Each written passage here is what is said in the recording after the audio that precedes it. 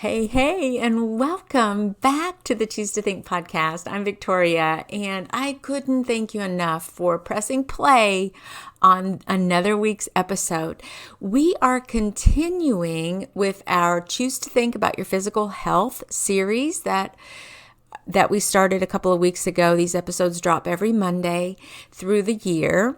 And today I have 10 tips for you on how to stay healthy over these next couple of weeks. Certainly, these are things that you don't want to just do over the next couple of weeks, but that you're going to want to continue into the new year for sure. And so I'm going to run through this list, and then at the end of the show, I want to share with you a couple of things that I have going, as well as a freebie I'd like to offer you. So make sure you stay tuned. And if you're listening on YouTube and you like what you hear, would you give a thumbs up, subscribe to the channel, even hit the notification, that little icon, that little bell icon to show your support. If you're just here for the first time, you're like, wait, why is she asking that? So no worries. But for some of you who've been listening for a while, I would really appreciate that. Apparently it helps with the algorithm and all that jazz. So let's just jump right into these 10 action items that we can do. They're really good habits to start, and we want to especially be mindful of over these next couple of weeks as we work our way to the end of the year. Number one, have you ever been standing in front of the health food snack section and you know better than to believe all the advertising on the so-called healthy packages? Ever been there and it's kind of overwhelming? You're like, gosh, I don't know. This says it's really healthy and it's organic and I think I need to buy that. But let me tell you about an app that I discovered just last week. It's called Bobby Approved. That's Bobby Approved. And you can find Bobby's YouTube channel, which is called Flav City, Flavcity. I'll put the links in the show notes. But to use his app, he's going to give you a thumbs up or a thumbs down. And all you have to do is use your phone and you scan the barcode of whatever item you're looking at, and then you're going to get that thumbs up or thumbs down.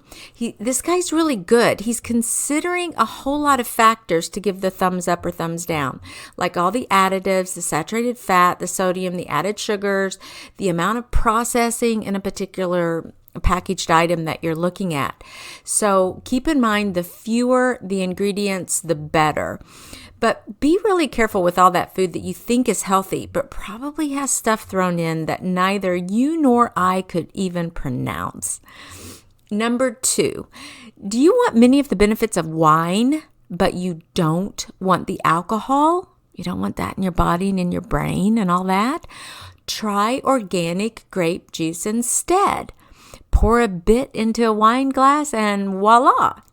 I want to read to you a little bit from a Mayo Clinic article about just this topic, and they say this, quote, "Some research suggests that red and purple grape juices may provide some of the same heart benefits of red wine, including reducing the risk of blood clots, reducing low-density lipoprotein, and that would be the LDL or the bad cholesterol, preventing damage to blood vessels in your heart, helping maintain a healthy blood pressure. Grapes are rich in health-protecting antioxidants, including resveratrol and flavonoids. These antioxidants are found mainly in the skin, stem, leaf, and seeds of grapes, rather than in their pulp. The amount of antioxidants in grapes depends on many factors, including the kind of grape, its geographic origin, and how it's processed. Dark red and purple grapes tend to be higher in antioxidants than are white or green grapes. Likewise, the level of antioxidants, such as resveratrol, found in wine varies, with higher levels in red wine. So I'm going to give you the link for, and that's the end of that quote, but I'm going to give you the link for the grape juice that I like to enjoy. I'll put that in the show notes for you. I chill it, and then I do serve it in little wine glasses just to have fun. And I know I don't drink much of it, maybe just a couple of ounces, because you don't have to drink much. I mean, there are going to be the natural sugars that occur there. So you might want to be mindful of that. But I love knowing that I'm getting all those health benefits and I don't have to worry about the alcohol portion of it at all. Now, I will say that in this Mayo Clinic article, the gal at the end said, you know what, just consuming the regular grapes is really healthy as well. So that's another thing to consider. We can always go for that. But if you want something funsy during the holidays, that's, what I might suggest. All right, number 3, and we've all heard it 1,000 times, ditch the sugar. Try substituting fresh or dried fruit instead. Make your own hot cocoa with monk fruit or stevia blend. Skip dessert and go meet someone new at a party or during dinner. Talk to someone. Focus more on the people around you than all the food items. Steer the conversation to life issues instead of fixating on food. Try really listening to what someone's saying about their job or their next adventure or a trip they've taken or some project they have going on. Try just listening to them and giving them some feedback. You'll really enjoy that. Number 4, I know you're in a hurry, and that's with a capital H, hurry, right? As we're getting closer to Christmas, but don't allow your haste to put pounds around your waist. Go ahead and keep healthy trail mix in your car or have cut veggies ready to grab, like put them in little Ziplocs and just grab one as you go, as you're rushing out the door. And you might really love those Inno Foods keto nuggets or the Trader Joe whipped honey mints that I talked about last week. They have a little bit of sugar. So I know you're ditching the sugar, but they've got like some of the sugar alcohols, so they're lower in carbs, and at least honey's a natural sugar. On the mints, there's no added sugar to the dark chocolate. So those would also be some healthy snacks. Sometimes you just want something really simple, but if you're in a hurry, we end up saying, I'm just going to go get a donut, or I'm just going to go to the bakery, or I'm going to go get that particular beverage that I love, which is loaded. So if you can kind of curb that and have something readily available that you carry around with you, that might be just what you need, especially when you're rushing around like crazy. Number 5, try to avoid caffeine later in the day. We all know that too, but go for green tea instead. It may just be the boost that you need in the later afternoon. And you can go back and check out the episode that we did on green tea and all the brainy benefits to it. I'll also put an affiliate link in the show notes so you can see my favorite afternoon teas from Harney & Sons. Number 6, this year when you meet friends, plan an exercise date instead of, say, meeting at a restaurant or, lingering at a coffee house. And I know that's all fun. I love to do it too, but I'm just trying to give you some alternatives here that are really healthy. And often I actually have a friend, she and I walk at the mall quite a bit. So we're actually walking. If the weather's bad, we're walking, we're getting our heart rate pumping. We are connecting with each other and having really wonderful conversations as we're walking around and getting our steps in. You can even pick a really nice day, if it is one, and go for a walk. Even if it feels kind of brisk outside, you're going to be so glad you did. You'll soak up all that vitamin D and just imagine all that fresh air. So dress up in a gazillion layers if you need to, but get outside if you can. Take your little pup if you can. I'm thinking of Rico here. Instead of sitting and lingering over coffee too much, you could even arrange a Zoom, online meeting where you catch up, but you're chatting and you're riding your exercise cycle all the time. Or you're just kind of walking on a treadmill while you chat with your friend. You could even kind of tread lightly on a trampoline like I spoke about last week. You don't have to be jumping like crazy and rebounding.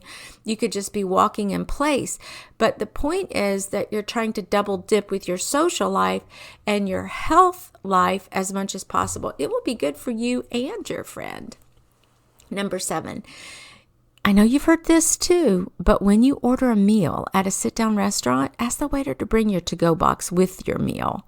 All right, that's kind of counterintuitive, isn't it? Because you want to avoid the temptation of eating everything, especially eating it fast, something like that. But when you get your to-go box, immediately divide things in half or thirds, and you keep a third on your plate and put 2/3 into the to-go box so that you can have another healthy meal later. I hope you made a healthy choice on that meal you ordered. You could even arrange to split your meal with a friend if you're traveling and you don't have access to a fridge. In other words, you're not going to use a to-go box. But be sure to choose vegan items or lean meats and fish. Avoid all that fried and fatty stuff. Your heart and liver will thank you. And you don't want to feel lethargic in your life. At least I don't want to. I want to be energetic, have lots of energy to do all the things that I'm wanting to do. Number 8, water, water, water. Yep, I made a pact with myself each day that right after my morning coffee, and I do half and half coffee, I'm not fully loaded with all that caffeine, even in the morning, but right after I finish that, I start on my water intake. And I do not kind of, quote, allow myself that afternoon green tea at 2 until I've drunk at least 40 ounces of water first. Then after my tea, I start on my next 40 ounces. And let me just tell you, it's hard to get anything else in there, like a soda. When I started drinking water, I didn't have any space in my stomach for sodas. I haven't had like a Diet Coke or a Coke Zero, which I used to love and have one every day. I don't even have any room for those anymore. And just by avoiding all the other beverages until I get my water in, it, number 1, keeps water my priority, and number 2, helps me to avoid some of those otherwise not so healthy chemical, artificial sugar, laden beverages. Number 9, try standing more than sitting, even if you're wrapping Christmas gifts. Did you know you burn more calories this way, and you can get your heart pumping also? Take frequent breaks if you're stuck at a computer screen or a desk. It's good for your eyes and your circulation. I use a timer, setting it for 20 minutes. Then I reset it for 5 minutes, during which time I stand up, I stretch, I throw a load of laundry in the washer, I make a quick call, or I scrub some dishes. And let me tell you, it's amazing what you can actually get done in just 5 minutes. Then when that goes off, I come back to my desk and I sit for another 20. So I'm on the 20, then 5, the 20, then 5, the 20, and 5 kind of routine. That's the way I like to do it. I could even use that 5 minutes just to jump on the trampoline or jump on the exercycle. So get creative with how you can get your steps in every day, and how you can also get some teeny things done around your house. Even just, maybe you get a box on your front doorstep, and you can go out there, grab the box, open it, make sure your item is not damaged, it's what you ordered, and then recycle the box and put the gift or whatever it is you've ordered, put it in the place where you're going to be wrapping gifts. You can do all of that in 5 minutes, and suddenly it's something you have done, plus you've moved around a little bit. And the last one, number 10, finally, if you notice that you're feeling a bit antsy, or you keep going for the candy jar, looking for a bit of comfort, stress relief, distraction, or avoidance, take a moment to slow down and try to figure out what you're thinking about. Jot down a few of your most troublesome thoughts and emotions and feelings.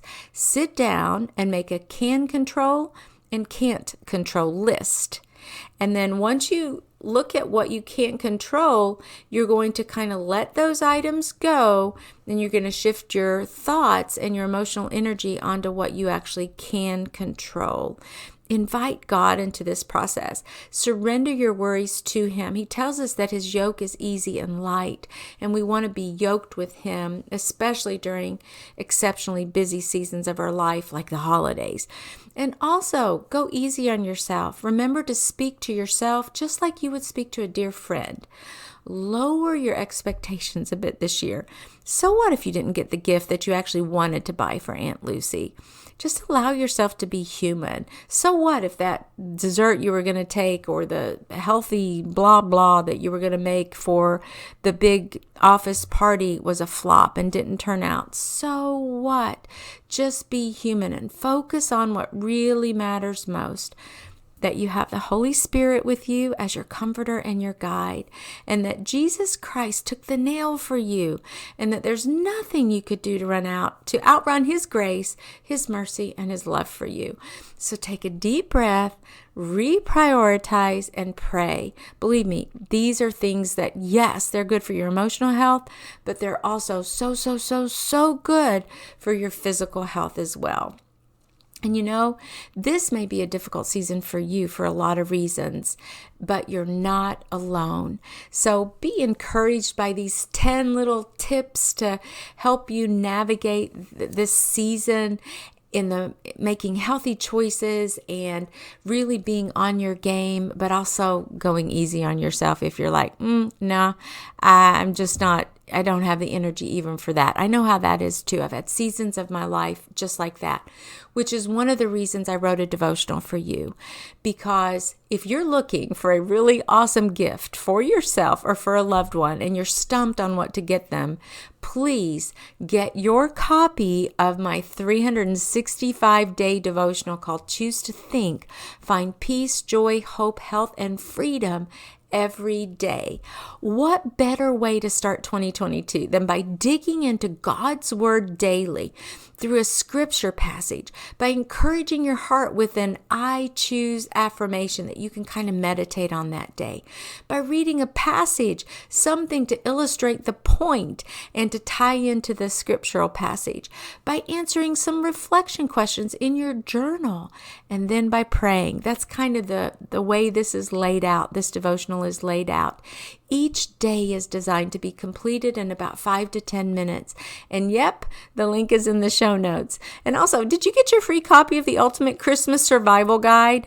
Well, along with all the tips that I've offered you today, you're going to love this survival kit because it has ways, little printable, downloadable sheets and lists and like little checklists, everything you need to help you stay really organized and on top of things over the next couple of weeks. So please be sure to get that guide. It's all for you. And until next time, Dios primero y que Dios te bendiga. Thank you so much for tuning in. God bless you.